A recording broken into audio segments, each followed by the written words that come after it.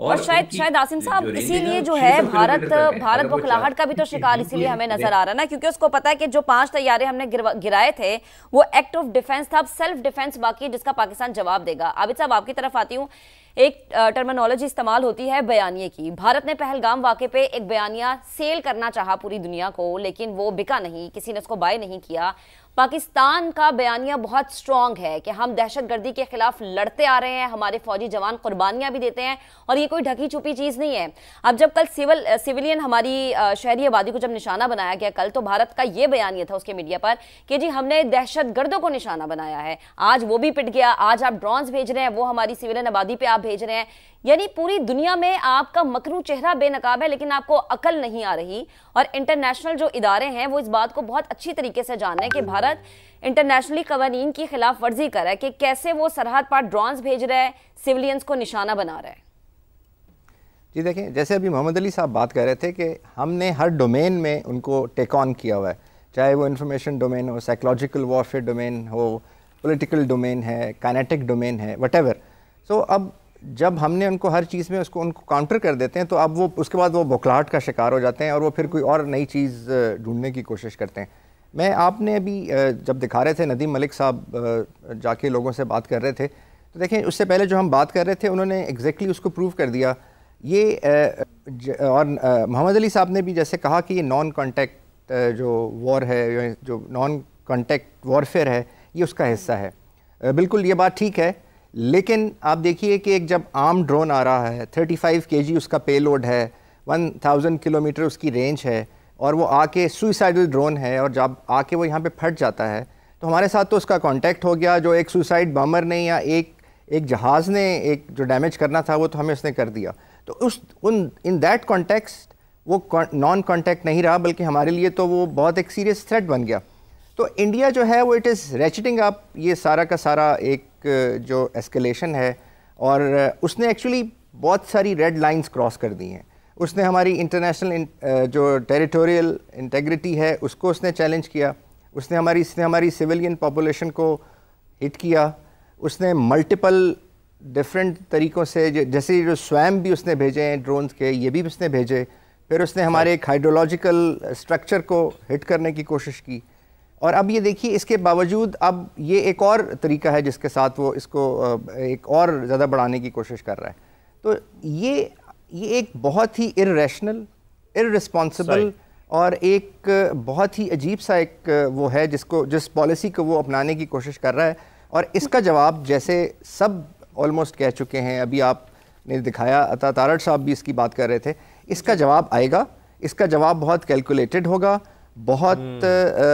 جو ہے کیلیبریٹڈ ہوگا، اور انڈیا کے لیے پھر اس کا جواب کا جو رسپانس ہے، آئی تھنک انڈیا، مجھے نہیں لگتا کہ اس کے بعد وہ اس کو اتنی خفت ہو جائے گی کہ وہ شاید اس کا جواب بھی نہ دے پائے، اور شاید جیسے اب وہ ایئر فورس کا جو ایکشن تھا پرسوں والا، اس کے بعد سے وہ غائب ہیں ان کے پائلٹس، تو شاید باقی جو ان کی ڈومینز ہیں وہ بھی غائب ہو جائیں۔ تو اس لیے یہ آئی تھنک اب جو ایک جو اسٹریٹجک پاز ہے اس وقت، یا جو اسٹریٹجک ریسٹین پاکستان دکھا رہا ہے، وہ پاکستان دوبارہ سے even at the last moment دنیا کو یہ بتانے کی کوشش کر رہا ہے کہ ہم ابھی بھی ریسٹرین کر رہے ہیں، لیکن آئی تھنک اب ہمارے جواب آئے گا اور پیمانہ جو ہے وہ لبریز ہو رہا ہے۔ بالکل آپ نے صحیح کہا۔ ماریہ سلطان صاحبہ بھی ہمیں جوائن کر چکی ہیں، تجزیہ کار، ان کو بھی شامل گفتگو کرتے ہیں۔ ماریہ صاحبہ، جب ہم بات کر رہے ہیں تو بھارت کی جو جنگی جرم ہے وہ تو نظر آ رہا ہے، پھر اقوام متحدہ بھارت سے جواب طلب کرے گا کہ بھارت نے یک طرفہ طور پر کارروائیاں کیوں کی، کوئی ثبوت پیش نہیں کیے، تحقیقات نہیں کی، نہ تحقیقات کا حصہ بنا، جبکہ پاکستان کوآپریٹ کرنے کے لیے بھی تیار تھا، تو عالمی قوانین کو بھی رون ڈالا بھارت نے۔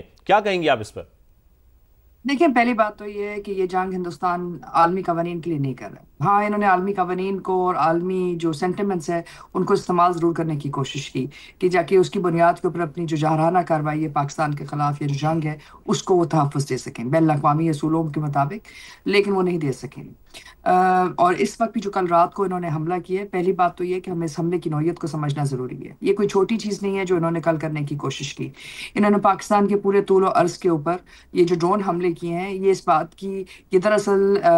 250 سے لے کے 1000 کلومیٹر تک کی رینج کے جو ڈرونز تھے یہ بنیادی طور کے اوپر ریئل ٹائم انٹیلیجنس کے لیے بھی استعمال ہوتے ہیں، اور ان کی تقریباً جو کاسٹ ہے ایک ڈرون کی جو کاسٹ ہے وہ $10 ملین ہے۔ تو اس کا مطلب ہے کہ انہوں نے $250 ملین کا یہ جو ان کو نقصان ہوا ہے کل جو 25 ڈرون پاکستان نے ان کے گرائے ہیں۔ دوسری بات یہ کہ یہ بیٹل فیلڈ انٹیلیجنس کے لیے استعمال ہوتا ہے، تو اس کا مطلب یہ ہے کہ یہ مختلف پاکستان کی جو شہری آبادی جو مختلف آپ کے شہر ہیں ان کے اوپر کسی قسم کی اسٹرائکس جو ہے پیدا کرنے کی کوشش کر رہے ہیں، یا اس کے لیے بیٹل فیلڈ انٹیلیجنس دیکھ رہے ہیں۔ پاکستان کا جو جواب ہے، جو رد عمل ہے، جو پاکستان کا ایئر ڈیفنس تھا، اس نے یہ بات ان کو واضح کر دی کہ پاکستان ان کی ہر طرح کی جو offensive ہے اس کے لیے تیار ہے، پہلی بات۔ دوسری بات یہ کہ یہ چاہے وہ ڈرون سے کرے، چاہے وہ کسی بندوق سے کرے یا گولی سے کرے، یہ پاکستان کی سرحد کی خلاف ورزی ہے، اور اب پاکستان آرٹیکل 51 کے تحت اپنا حق رکھتا ہے سیلف ڈیفense کا بھی، اور ظاہر ہے پاکستان جب اس کا جواب دے گا تو اس کا جواب شاید ہندوستان کو سوچنا پڑے گا، کیونکہ وہ ہم پہ جنگ عائد کر چکے ہیں۔ اور یہ جو ہیرون ڈرونز ہیں یہ کوئی ہمیں دیکھنے میں چھوٹے نظر آ رہے ہیں، لیکن یہ اسرائیل کی ایروسپیس انڈسٹریل جو کمپلیکس ہے یہ ان کو بناتا ہے، اور ان کا جو ایک گراؤنڈ سسٹم ہے، صرف ایک ڈرون جو ہے اس کی جو قیمت ہے وہ $10 ملین ہے۔ سو آپ خود سوچ سکتے ہیں کہ اگر انہوں نے 250 ملین جو ہے مطلب کل ایک رات کے اندر انہوں نے گنوا دیا، تو شاید یہ اپنی عوام کو بھی اور لوگوں کو بھی بتائیں کہ انہوں نے ان پیسوں کا کیا کیا اور ان کے کیا مقاصد ہیں۔ لیکن ایک چیز طے ہے کہ اس سے حالات زیادہ سخت ہو رہے ہیں، اور ظاہر ہے کہ جنگ کی صورتحال اب آپ حالت جنگ سے بھی جو نیکسٹ فیز ہے اس کی طرف جا رہی ہیں۔ پاکستان کا جو رد عمل آئے گا یقینی طور کے اوپر واضح بھی ہوگا، اور یہ میسج بھی ہے ان کے لیے کہ اگر وہ جاری رکھیں گے تو پھر ان کے لیے کوئی جگہ نہیں ہوگی کہ جہاں وہ جو ہے امن ڈھونڈ سکے۔ صحیح، ٹھیک ہے۔ سید محمد علی صاحب آپ کی جانب آتے ہیں، جیسا کہ ماریہ سلطان صاحبہ فرما رہی ہیں کہ یہ بھارت نے پہل کی نا، ہم تو بار بار کہہ رہے تھے بھارت کو کہ آ جائیں ٹیبل ٹاک کر لیں، بیٹھ کے بات کرتے ہیں، عام کی خواہش ہم نے ظاہر کی تھی لیکن وہ کمزوری سمجھ بیٹھا۔ بھارت اب بند گلی میں جا رہا ہے، آئسولیٹ ہو رہا ہے، خطے میں شاید کوئی ہی ایک ایسا ملک ہو جس کے ساتھ اس کے ایک اچھے تعلقات ہو، خطے میں کشیدگی وہ چاہ رہا ہے، خطے کا امن برباد کر رہا ہے، سب کو یہ پتہ ہے۔ اب خدا نہ خواستہ اگر وار کی طرف چلے جاتے ہیں، جو کہ یہ ڈرونز بھیج رہا ہے، پہل خود ہی کر رہا ہے، تو اس کا ذمہ دار خود بھارت بھی ہوگا اور عالمی ادارے بھی ہوں گے، کیونکہ پاکستان اپنا بیانیہ بہت اچھے طریقے سے بتا چکا ہے کہ ہم صرف امن چاہتے ہیں۔ یقینی طور پہ دیکھیں 3 پہلو اس وقت کی جو ایسکیلیشن ڈائنامکس ہیں اس کو سمجھنے کے لیے بہت ضروری ہیں۔ جس طرح میں نے پہلے گزارش کی، اس وقت 4 جو بڑی اہم ڈومینز ہوتی ہیں کرائسس کی، چاہے وہ ڈپلومیٹک ہو، انفارمیشن ہو، اکنامک اور ملٹری، اس میں الحمدللہ ہم نے ڈومینیٹ کیا ہے، اور ایک ایسکلیشن کو ہم کمپلیٹلی ڈومینیٹ کر رہے ہیں۔ بیانیے کی جو جنگ ہے ہم نے پوری دنیا میں بھارت کو ایکسپوز کیا، خاص طور پہ اس بات پہ، اس موقف کے ذریعے سے کہ جناب آپ ثبوت لائیں، بغیر ثبوت کے آپ جو جارحیت کی کوشش کر رہے ہیں، یہ اس بات کا بذات خود ثبوت ہے کہ آپ جو ہے پاکستان پہ اصل میں بہانہ ڈھونڈ رہے تھے فالس فلیگ آپریشن کے ذریعے سے جارحیت مسلط کرنے کی۔ دوسری بات، ہم نے بائی لیٹرل اور ملٹی لیٹرل لیول پہ بہت ایفیکٹو اور ٹائملی ڈپلومیسی کی، تاکہ ہم پوری دنیا کو بتا دیں کہ دیکھیں اس نیوکلیئرائز انوائرمنٹ میں اگر بھارت سیبر ریٹلنگ کرے گا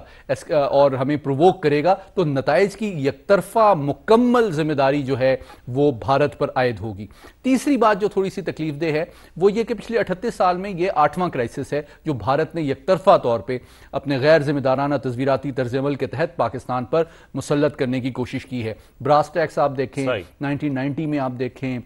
1999 کا